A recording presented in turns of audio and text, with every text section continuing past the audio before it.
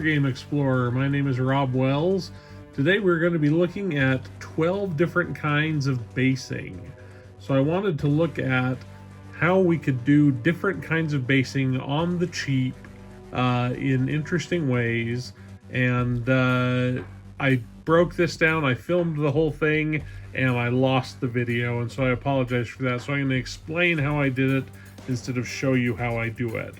So the first one is this guy.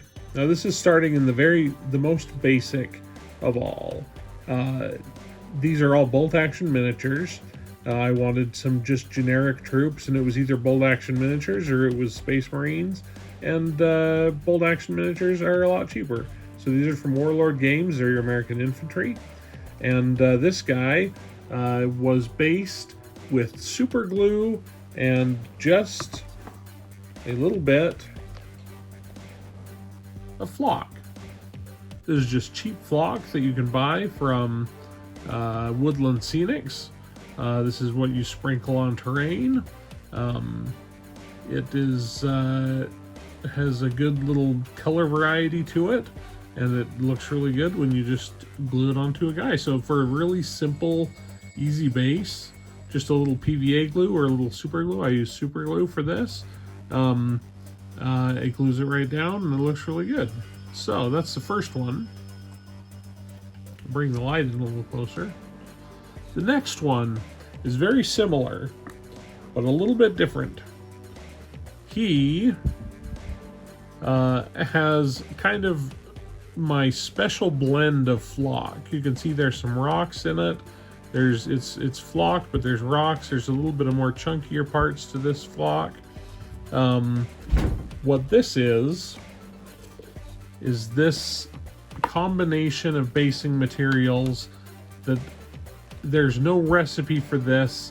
This is just, I had some flock, I had some sand, I had some grit, and I combined it all together, and this is what I came up with, and I've been using it as a basing material for a long time. I think that it looks really nice. It's a little more realistic than flock, because it's got a little more grit to it. So that's the second one. Third one, super easy. This is just pure sand. Now the sand that I use is play sand that you buy from Home Depot. You can spend so much money and waste so much money buying sand from a hobby store, from Michael's, or from worse, a game store. They will rip you off for sand, when this bag of sand was 35 pounds of sand for $5. And I will never run out of sand on all my hobby terrain projects, on all my basing materials. I will never run out of sand for $5. You just go down to Home Depot and pick it up. All right, now this guy, this is an easier way to step up your game a little bit. This is, I used a texture paste from Vallejo, thick mud, European mud, texture paste, and this stuff is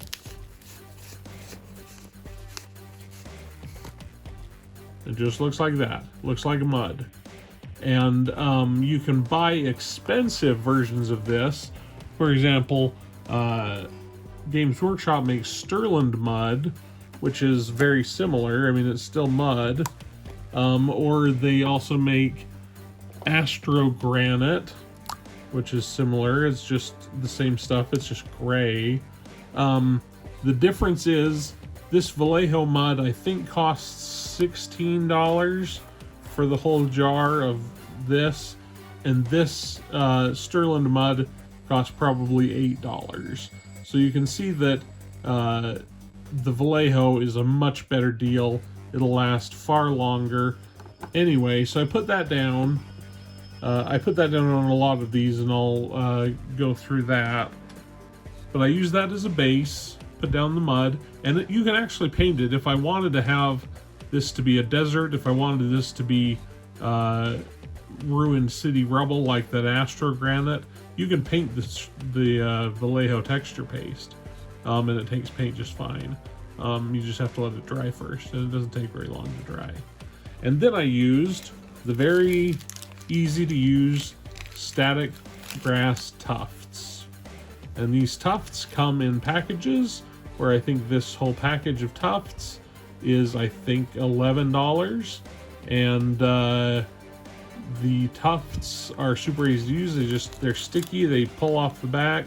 I glue them down with a little super glue. They're sticky enough that they can kind of stick, but I don't trust them. And so I glue them down to the base. So on this guy's base, I think I used 4 of them. Normally I wouldn't use 4, but I just was trying to make him a little bit fancier. So I used 4 of them, but they'll last you a long time. So that's that. Now this guy, this is the same thing.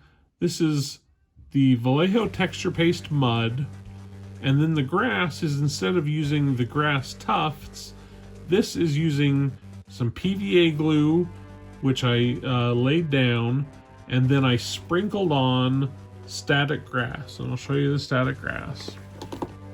So this is the static grass. It's super messy. And you just sprinkle it on. You could use a static grass applicator if you were being fancy. I didn't pull mine out, so that's why on this guy the grass is not really standing up as much as you would like. But it looks all right.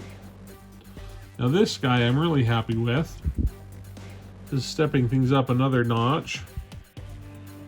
This is using a product from Woodland Scenics, which I will show you, called Fine Leaf Foliage Fall Mix. And these are tufts of fine leaf foliage. And there's little twigs in there. That's what I did, is I just picked a few little twigs of a couple different colors and made it so this guy looks like he is in the woods in the fall, and he is crouching down between some bushes. And I think that he turned out super well. Now, moving into the city.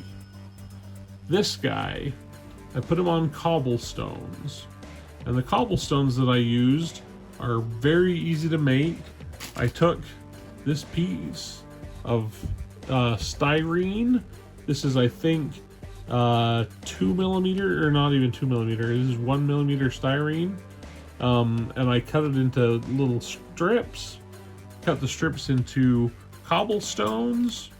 So they're not even. I didn't put them down even. Glued the cobblestones down. Spray painted it black. Then dry brushed it with gray to get the color on there.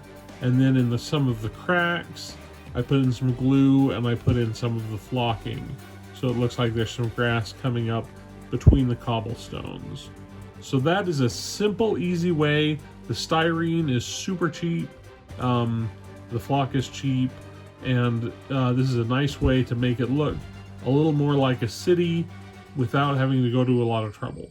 So, but now here's a different way to look like the city that requires a special piece, but is really not much more expensive. So this guy I like a lot. He's on some different, more terracotta cobblestones. And the way that I got this look, which I really like, is I used these. These are bricks that come from a dollhouse manufacturer. And they are very uniform, and I think this tub of probably 300 bricks or more, this little tub costs probably $12 or $11, and glue them down, spray paint them black, dry brush on a couple of colors over them, and you've got some pretty good looking cobblestones. And I'm pretty happy with how that turned out. Now, this guy. So this guy, I took cork And I know a lot of people use cork, but I hardly ever use cork when I make stuff. This is cork.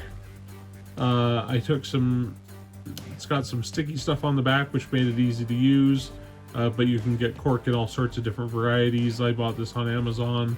I can't remember how much it cost, but it was really cheap. These are, I think they're supposed to be coasters. I don't know what they are. But they're cheap, they're super flexible.